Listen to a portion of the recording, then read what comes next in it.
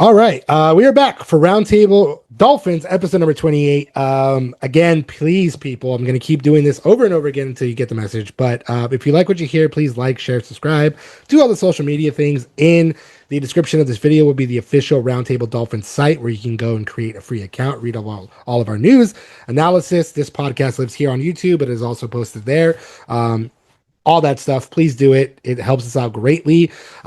We have some big stuff to get through. First and foremost, at the top of the podcast here that just broke moments ago, finally, after months of speculation, the Dolphins and all-pro linebacker Jordyn Brooks have reached an agreement on a new deal. He was the last of the pillars, as John Eric Sullivan and head coach Jeff Hafley described. They talked about running back Devon Achane. They talked about center Aaron Brewer and Jordyn Brooks. They did talk about Jalen Waddle, but he got traded. So anyway, Devon Achane got his deal in May. Aaron Brewer got his deal early June. And right here at the outset of training camp, Jordyn Brooks officially has his deal. It is a 3-year, $51.3 million extension with $35 million guaranteed. He's getting paid $17.1 million per season, which puts him in the top 5 at the position, I believe, somewhere along those lines. I think it is. Anyway, huge for the Dolphins. After there, again, months of speculation, he was being attached to the Cowboys. He was being attached to a bunch of other teams. They were like, he's at the height of his value. Why not trade him? Blah, blah, blah, blah, blah, blah, blah. I firmly believe that they were not going to trade him for multiple reasons. Simply because he's a leader of the defense. 183 total tackles, 3.5 sacks in 2025. His first all-pro nod, which is kind of crazy. He wasn't named to the Pro Bowl for some very weird reason, but whatever. We're not in charge of those votes. I don't know who does that, but anyway, he is very. We're in charge of Pro Bowl. Yeah, as right. fans. Yeah, I know. Well, yeah. Anyway, the disrespect, guy. I know, really though. Like for the leading tackler, but he's a quiet-natured guy. But on the field, his play speaks volumes.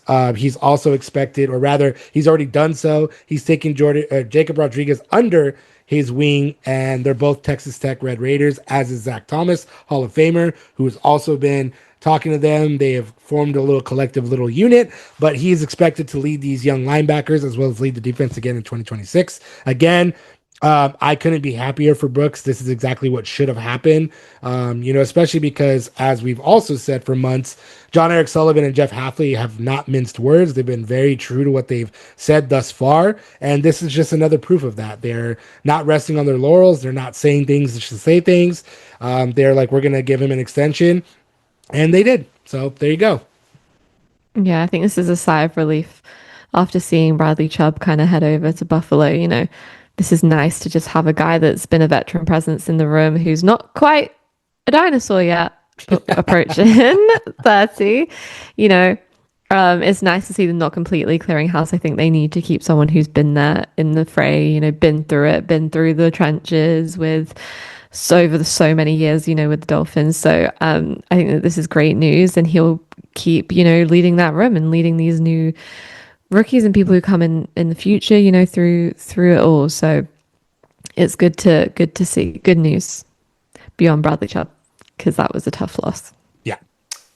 Yeah, had a phenomenal year last year, and like you said, the Dolphins secured their pillars. It was Achane, it was Brewer, and Brooks. Clearly, they have a plan in place, and Jalen Waddle? Question mark. Well, he was. Yeah,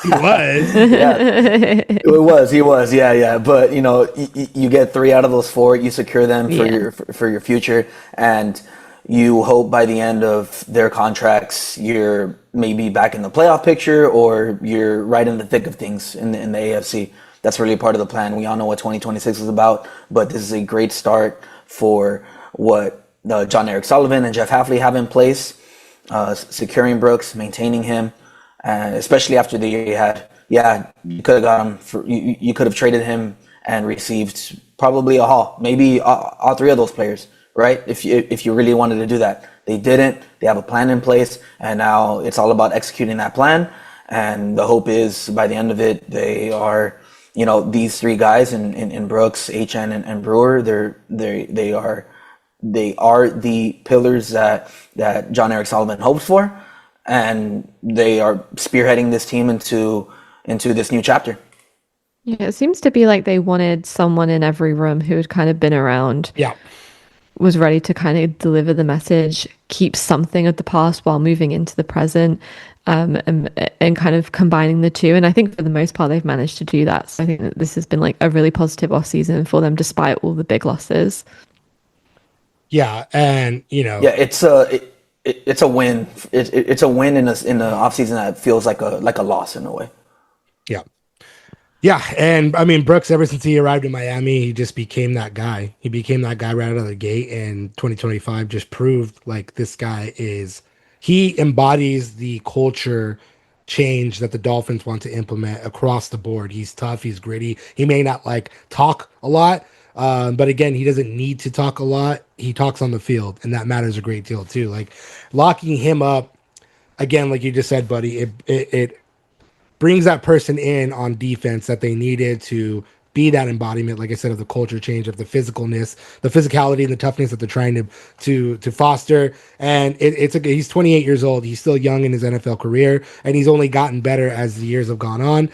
He got a bigger chance here than when he was with Seattle, and now he can be that leader on the defense to move everybody forward in 2026. As I said before, I think the defense has far less worries than the offense does in 2026, and this is a big move to kind of solidify that unit or bring everything together. Speaking of which, we can just jump right into our training camp primer of linebackers because that's where we were going to go anyway. And so, again, you got Jordyn Brooks there leading the way. You have Jacob Rodriguez, who's the young upstart that's going to be there learning under Jacob Rodriguez and the entire defense. Tyrell Dodson is still there. You have, oh my gosh, hold on. Let me find his name. He's a rookie that's like a safety hybrid, and I can't remember his name right now because there's just too much excitement with Jordyn Brooks right now. 1 second, sorry, people. I'm slow at looking things up on my laptop. That's not working with me. Willie Gay Jr. is in the building still. Ronnie Harrison Jr., Trey Moore. There you go. Kyle Lewis is the one I was thinking of. Jackson Woodard and DJ Herman. So Kyle Lewis is kind of that wild card right now that he could be a really big sub package star because he can play secondary as well as play linebacker. And I think that's kind of the goal for the defense to use him in that way. I think he's going to get a really big opportunity because Jeff Hafley was a cornerback coach throughout his upbringing in the coaching world. So I think he's going to do some exciting things. But again, you have a really strong unit right there with Tyrell Dodson, with Jacob Rodriguez, with Jordyn Brooks and Willie Gay Jr. And then now you have Jacob Rodriguez coming in the building. You have some young players there that are going to definitely, like Jacob Rodriguez won every award you can possibly win in college except for the Heisman Trophy. He voted, I think he got sixth in Heisman Trophy votes, but the Lombardi Award, the award, the Butt Kiss Award, like every award you can think of. The dude can create turnovers. I think he had 7 forced fumbles in 2025, which led in the collegiate world. His peanut punch ability is fantastic. Again, my question actually is, which is something that I've posed, is how much playing time is he really going to get? Because you look at the top two there, you got Jordyn Brooks, and you got Tyrell Dodson. Tyrell Dodson was fantastic in 2025 as well. So you got those guys. You got Willie Gay Jr. I'm just not sure how much Jacob Rodriguez is going to be able to get in there. Not saying that the Dolphins are not going to utilize him because they're so over the moon about him, which for obvious reasons. But my biggest question right now, how much utilization is he really going to get? Maybe rotational purposes, but other than that, I really don't know. Well, I hope he gets a lot, and I think he needs it because as great as the front, three are, there's not much beyond that. Like if 2 of them go down, like you can't just expect the rookie to come in and be the next man up. You absolutely can. Like, of course you want that, and you want that from every rookie, but they need someone like Jordyn Brooks to kind of guide them into that role and kind of help them so it's not on them from day one. Obviously there's no concerns about injuries right now. They all seem good and ready to go, but at any point something could happen, and I don't really know if they've got the room around that. But we're not hoping for bad things here. We're not even gonna jinx it. We don't even want to touch it. But that is my biggest concern looking at this room, is like great up front, those guys, Jordan, Terrell, Willie Gay Jr., like great. Beyond that, can Jacob Rodriguez get that playing time to kind of build up those skills and get those reps in, just so that if he does have to step up at any point, then he's ready and prepared to do that. I mean, it's a good problem to have. Again, the fact that like your literally most exciting rookie player is like the depth piece that you're like, I wonder if he's going to be able to play. Like, it could be like, you better get in there because our linebacker unit sucks. Like, it's not that case at all. You know what I mean? They have a strong linebacker top unit, and then Jacob Rodriguez, like you throw him in there, which if he gets in there rotational purposes wise and he starts to create turnovers, you're of course going to give him more snaps for sure. Yeah, and I think he's going to be hungry for that. You know, he knows that that's a possibility, and so he's going to show up and out in training camp and in preseason. I wonder how much time he'll get in preseason, if he'll just get a one game show off type thing and then kind of be pulled off and left to do, or if he'll keep putting those reps in. I don't know how Jeff Affley operates, but I think a lot of the rookies are going to get a lot of playing time in preseason. They're going to get a lot they have to be fair. To be fair, they do. They have to get a lot of playing time, period. And he already said that they would, but I think we're going to see a lot of rookie action in preseason for sure. I'm going to see a lot of the wide receivers out there too, I'm pretty sure, you know. But that was for a previous episode. This is for the linebackers out here. You guys calling Tutu Atwell. No, it's gonna be that. I'm definitely tuning into Miami's preseason games. Not even just because I'm hungry for something. Right? Yeah, it's because we want to see everything. Who's gonna pan out? It's like Dallas Cowboys cheerleaders, America's Sweethearts TV show, but it's the Miami Dolphins wide receivers. Like, who's gonna be that next up? If no one else is watching, you know us here are going to be watching right Yeah, the three viewers. Hey, Roger Goodell, it's us. Yeah, I mean, it's a mixed bag. Anything could happen, as we've been saying. So these are good problems to have. Going back to the linebackers, these are good problems to have if in the linebacker position. You have your top two secured. You have Brooks, you have Dotson, and then you have, I think, Lewis and Rodriguez who could spearhead this team into the next chapter. I mean, Dotson's going to be a free agent next year. Mm-hmm. Are they going to bring him back? What's the deal there? I mean, they will certainly consider it if maybe Rodriguez or Lewis maybe don't have the best rookie years. But if either one of them show up and show out, I mean, and then also depending on how Dotson performs, is he going to be expensive next year? We don't know. These are big question marks. But I think Lewis and Rodriguez have the potential. They certainly have the play style. These guys are young. These guys are dynamic, and they just fly all over, really. And more importantly, they cause turnovers. This is a linebacker group who could be one of the. I mean, the Dolphins aren't really coming in with massive expectations, but I think their linebacker room certainly has maybe like the highest ceiling on paper entering training camp. So these, at least in the linebacker room, those are really good problems to have.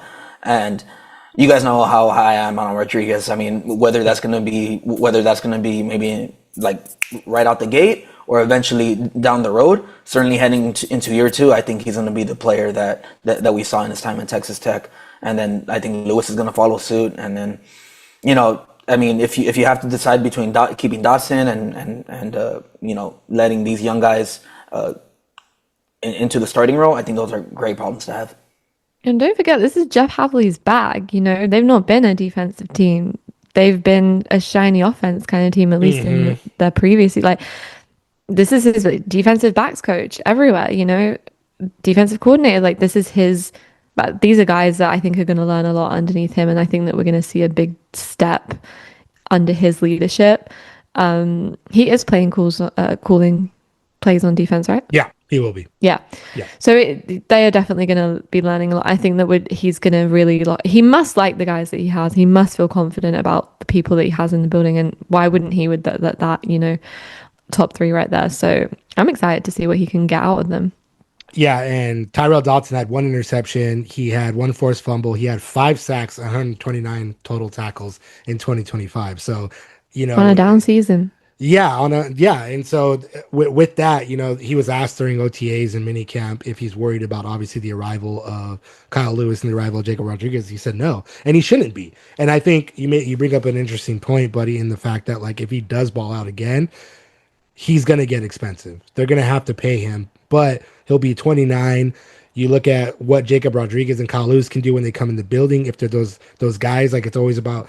Unfortunately, it's about turnover a lot of times too. If you have a young upstart that pushes you out of the building, it is what it is. But at the same time, to have 2 solid linebackers in Tyrell Dotson and Jordyn Brooks there for multiple years while Jacob Rodriguez comes up too. Like, again, that's a great problem to have. So, we'll see. But I just think that right now, again, the linebacker unit is really, really strong for the Dolphins on paper. We'll see how they operate together collectively when the season opens up. But again, it's a good problem to have with Jacob Rodriguez and these young guys coming in to an already established and now locked in linebacker room. Obviously, we'll see what happens with Tyrell Dotson. But, again, like you just said too, Billy, this is Jeff Hafley's world now. It's a defensive-minded head coach. There's going to be a push to get that defense going.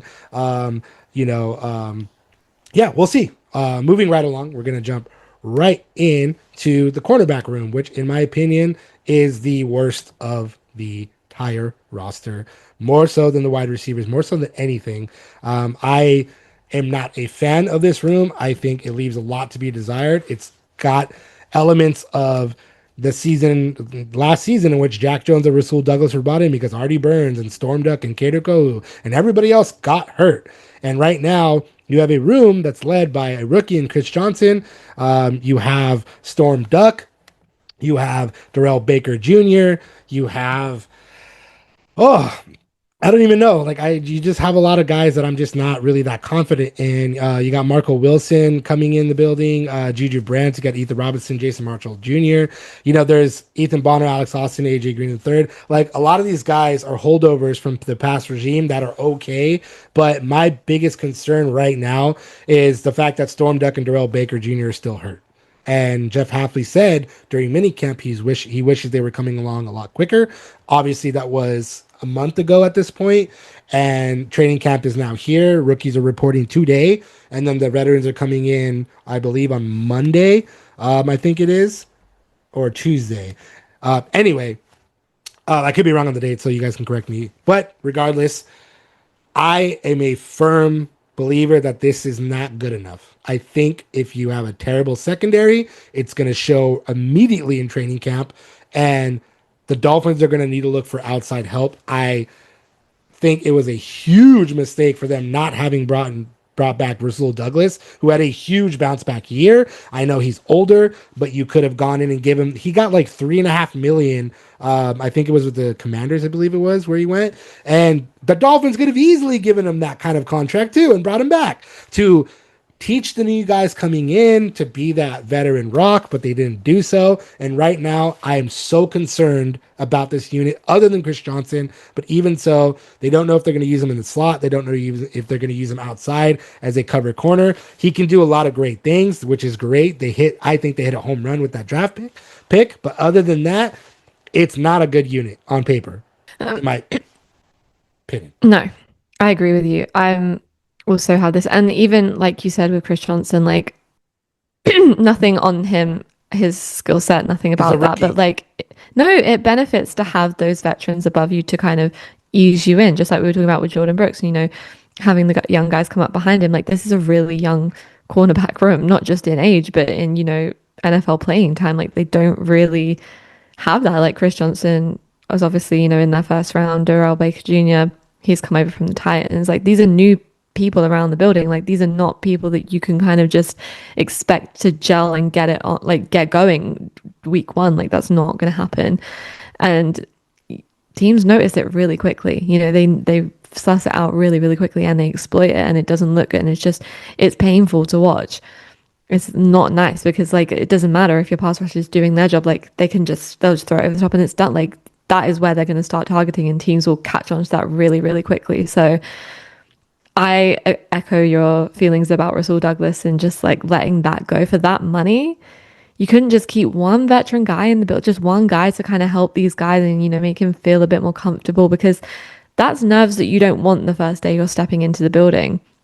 Once you kind of got into the season and your adrenaline's going a little bit more, you aren't as worried about that kind of stuff. But just having someone to kind of ground them, I don't really know why they've not really, like you said, with these injured players, we don't know how much they're going to be around. So yeah, huge question mark. And I don't think it's going to be pretty for fans to watch this season. You're forcing these young guys to grow up really, really quick. And I mean, obviously we know what type of year it's going to be for the Dolphins, but I mean, yeah, you guys hit it right on the head. Like not securing Douglas or like any type of veteran to help these young guys. That's you're not even starting them on step one. You're starting them like on step like -1. You know, because that's how much like that's how brutal this is, because in the NFL you need those types of players, whether they're not even playing a lot really, but like those veterans who just like put their arms around those young guys. I mean, I think eventually Chris Johnson can be a really good defensive back. I mean, but I mean, I don't think he's going to be that in year one, and certainly not with the teacher right there by his side. I mean, that's just you're just putting him in. You're putting not only him in a tough spot, you're putting the entire room in a tough spot. I mean, who's going to be like DB1? Yeah, maybe Johnson, but I mean, how good is that going to be? Yeah, this secondary just needs to grow up. They're putting them in a position to grow really fast, and you know, how long is that going to take? I don't know, but I think it's certainly going to take longer than 18 weeks. Yeah, and you look at the available players, like I still think, you know, even though he had a rough, you know, couple of years there with the Cowboys and went to the Packers, but I think you look at Trevon Diggs as a possible free agent that can come in and, you know, again, I think he's fully healthy. I think you give him a shot, but I think they have to do something. I think it's going to be very clearly evident when training camp starts that this is not a good enough cornerback room. And again, being that Jeff Hafley comes from that world, maybe we're completely wrong. And he's like, no, these guys are going to be good. Sure. But at the same time, if they bring somebody in, then you're going to know right away. Hafley goes, oh, this is not good enough. You know, we don't have who we need in the building. And again, you know, like you had brought up, Billy, like the pass rush alone is already troublesome enough because we don't really quite know if Chop Robinson and Josh Uche and David Ojabo are going to be able to get the job done there. So then it's like, okay, if you already have a suspect pass rush and then you have a weak secondary, like you can just attack the Dolphins defense across the board. Obviously the linebacker unit's going to come in and step up and be what it is, but collectively as a unit, it's not gonna go well. It's not gonna go well at all. And the Dolphins don't have a good schedule. They have a tough schedule. You're facing a bunch of passers, and we know with this pass happy league that it is. You have to have a strong secondary. You have to have a strong cornerback room, strong safety room. And right now, the Dolphins just don't have it. They don't have it.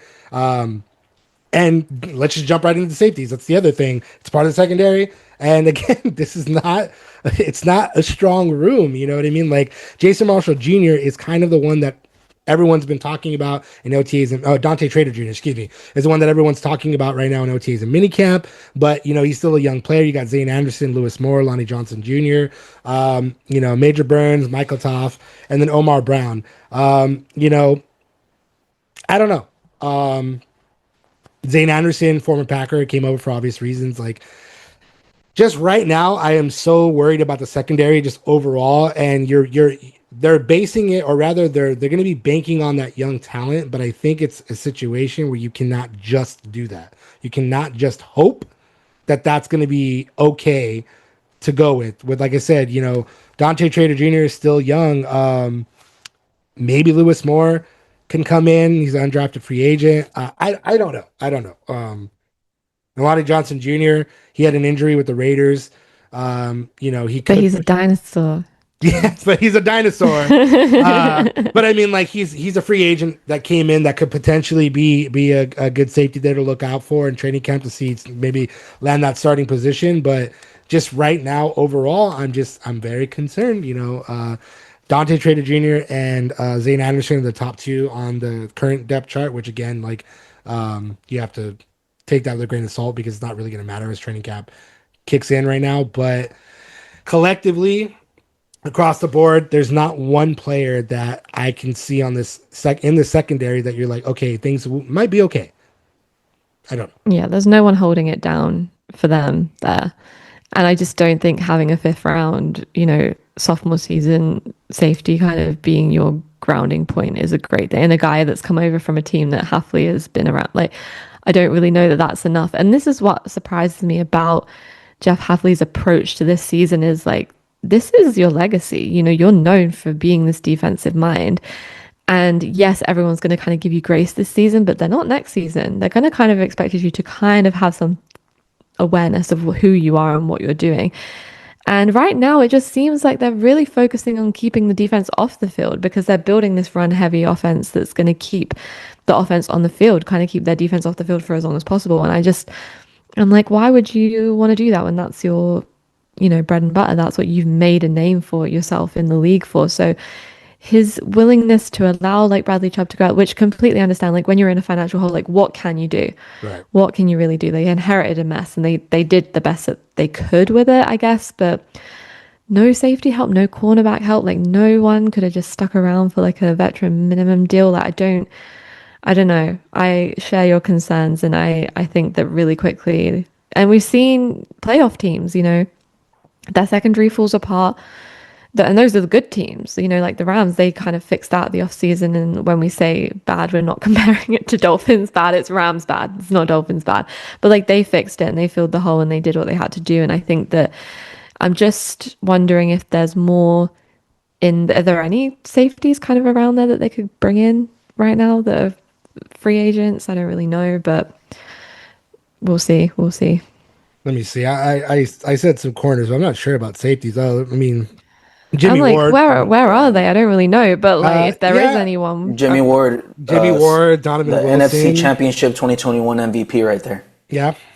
Sorry, that was Tart, but Ward kind of played a part in that too.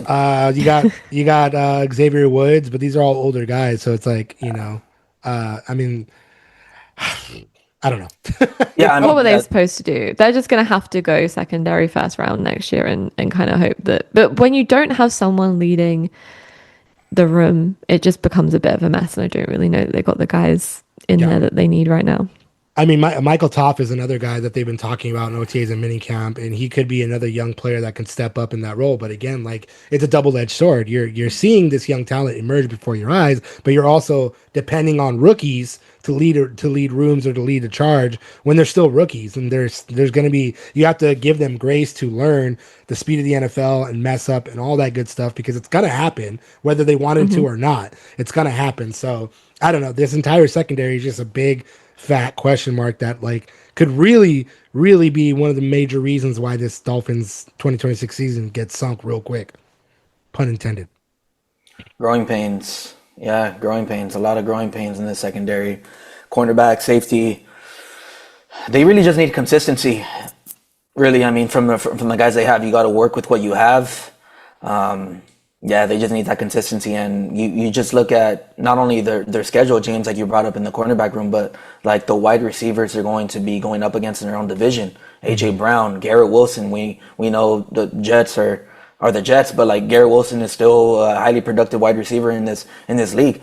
And then you have DJ Moore now with the Bills, right? You have the Bills with an offensive mind now in Joe Brady. I'm just thinking of the way that Joe Brady's just gonna pick apart that secondary along with Josh Allen. That's not a good sight for the Dolphins or their fans. And they'll put up points on you too. They won't just win a little bit. They'll embarrass you.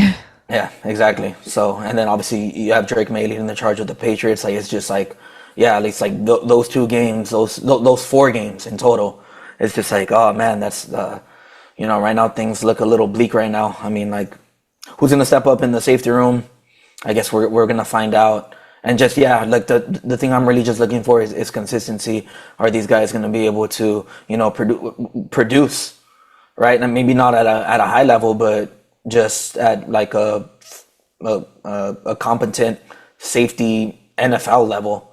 That's really the big question mark. And yeah, I kind of agree with you there, Billy. Like in terms of like where Hafley's like where his bread is butter. Like coming in with this type of room, that's kind of big question mark. But I'm sure that was intentional. I'm sure he didn't do that by accident. We're just gonna have to wait and see, which is exactly a week from now. James Veterans Report on the 28th.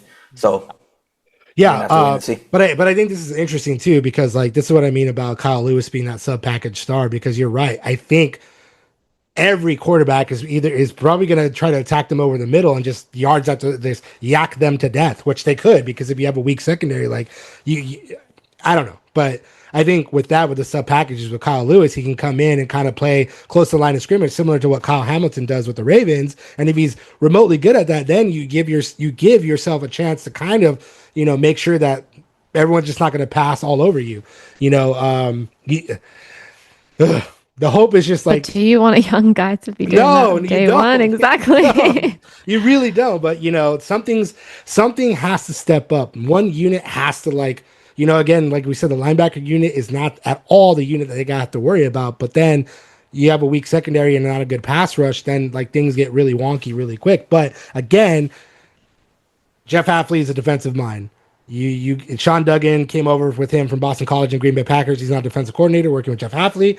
So you have the pieces there. Again, this is something that, you know, we outside perspective may not see the same thing that Jeff Hafley's seeing. He may see like, 100%. no, the guys that we got in the building are the guys. Like, and again, going back to what we said earlier, they're not resting on their laurels. They everything that they've said is exactly what it is. And Jeff Hafley says, I like the guys we have in the building, and it's going to be effort every single day. And if there's no effort, they're going to get replaced. So again, you look at it in the sense of if these players do not do what they're supposed to do, they're going to get replaced real quickly. And I think that's going to be the main thing to kind of focus in on and look at in training camp is who's going to pass who up on that depth chart. And is that going to be the unit that's really going to be what the Dolphins need in 2026?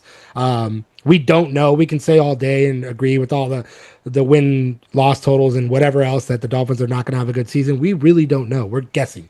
You know, obviously all the changes, the usual case is that teams have a tougher time, especially with the Dolphins having the second worst schedule in the NFL. They always have a top 10 tough schedule. So, you know, we don't know, but it's troublesome. We'll see. Again, if you see cornerbacks getting added in training camp, is exactly what we said, or safeties, that the secondary is not quite where it's supposed to be. Got Pocic to the Ravens, so put something out there. I mean, again, I'm gonna say it here because we keep telling the future. I would not be shocked if Trevon Diggs signs with the Dolphins at some point. Coming at you next week. Coming at you next We have a good track record. I'm not gonna lie. We do. Yeah. And look, Jeff Hafley, if you're listening to the podcast too, hey, it's Trevon Diggs. I'm just saying. JH, come on now, JH, do your thing. All right. This has been Roundtable Dolphins episode number 28. Thank you guys so much for listening. Again, do all the social media things, like, subscribe, share, do all the stuff, please. It really helps us out. We will be back next week to finish up our training camp and talk about training camp. It's here. The Dolphins rookies are at training camp today, and then next week the veterans will join. So obviously we're going to be able to wrap this up, maybe get into some rookie news and all that good stuff. But yeah, see you next week. Best time of the year is coming up.